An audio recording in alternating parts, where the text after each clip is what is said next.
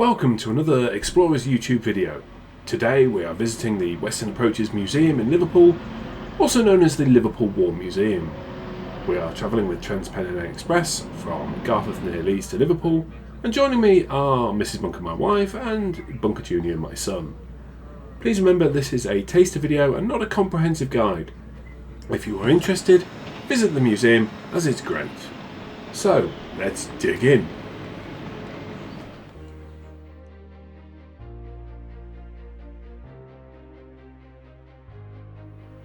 The museum starts with a mock World War II street called Dock Lane with a few shops, a sadly closed pub and an unexploded bomb. The Western Approaches is an area of the Atlantic Ocean lying immediately to the west of the UK and Ireland. The boundaries are from the top of Scotland in the north all the way to the southern tip of Cornwall in the south. The coast of the mainland of the UK forms the eastern side, and the western boundary is in the mid-Atlantic. The area is particularly important to the United Kingdom because many of its largest shipping ports lay within it at the outset of World War II. The term is most commonly associated with the Battle of the Atlantic during the Second World War, in which the Nazi Germany's Kriegsmarine attempted to blockade the United Kingdom using submarines known as U-boats. They operated in this area. Since almost all shipping to and from the United Kingdom passed through this area, it was an excellent hunting ground for them and had to be heavily defended by the Royal Navy. It is less associated, but is still associated with World War I.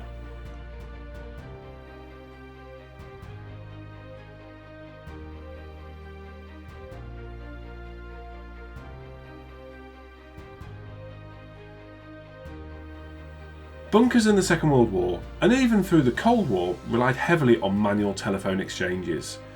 This is a classic example of a telephone exchange used all the way into the Cold War. The use of manual exchanges in the Cold War ensured they were safe from the effects of EMP.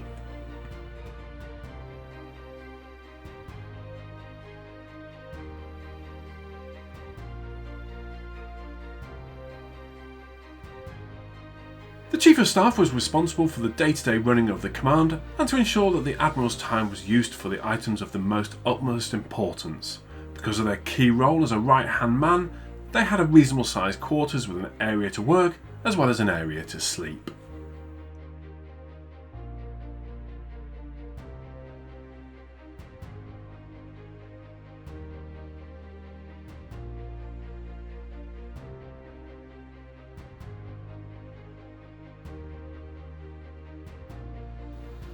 The Chief of Staff's former office is now used as a war memorial for us all to remember the sacrifices that the many gave for our freedoms today.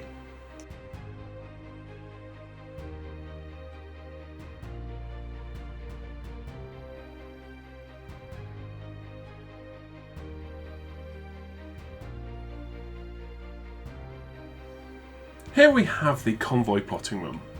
In this room, this is where the convoys were planned, the routes taken, the escorts assigned, and their courses plotted across the Atlantic.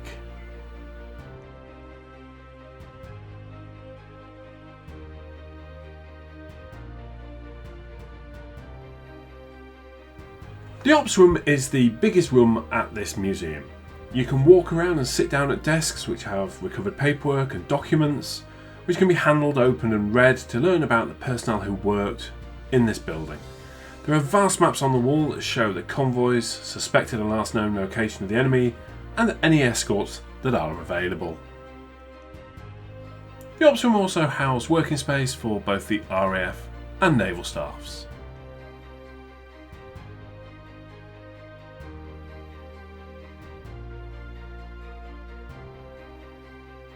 Massive status boards on the wall gave the commanders an at-a-glance view of any escorts, any enemy, and any other information pertinent, including RAF information from Coastal Command.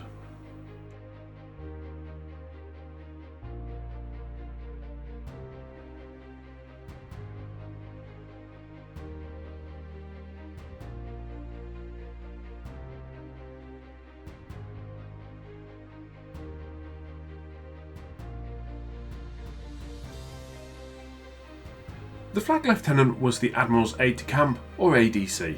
An ADC is a military officer acting as a confidential assistant to a senior officer.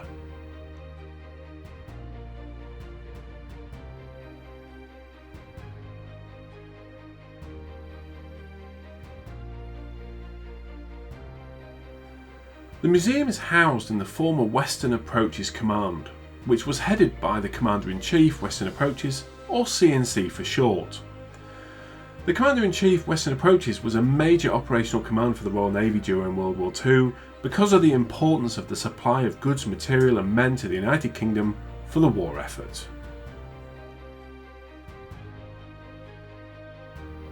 By late 1940, the location of the Combined Operations Headquarters at Plymouth was increasingly vulnerable to enemy attack after the fall of France. The decision was taken to move the Combined Operations Headquarters to Liverpool. On 7th of February 1941, the headquarters was established at the location of the museum at Derby House in Liverpool. Derby House was designated as a stone frigate, the HMS Eaglet. All Royal Navy sailors and officers must be on the books of a ship to enable them to be paid.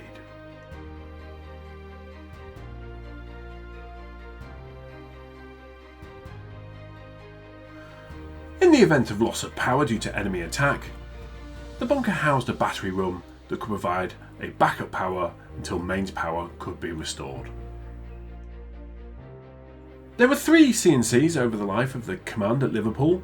These were Martin Dunbar Naismith from 1939 to 1941, Percy Noble from 1941 to 1942, and Max Horton, the best known, from 1942 to 1945. The CNC was a full admiral, today known colloquially as a 4-star rank.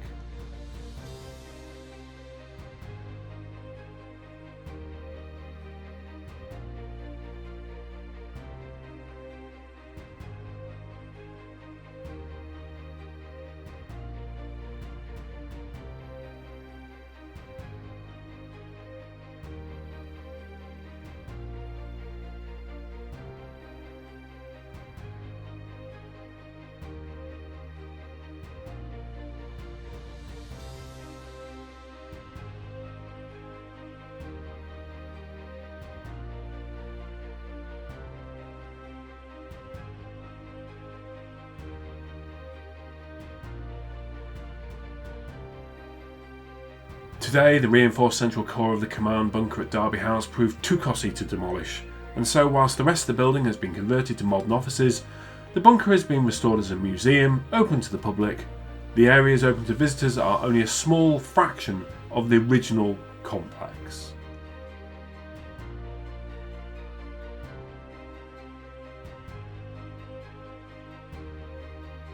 Here is a German Enigma machine, which is a cipher device. It was employed extensively by Nazi Germany during World War II.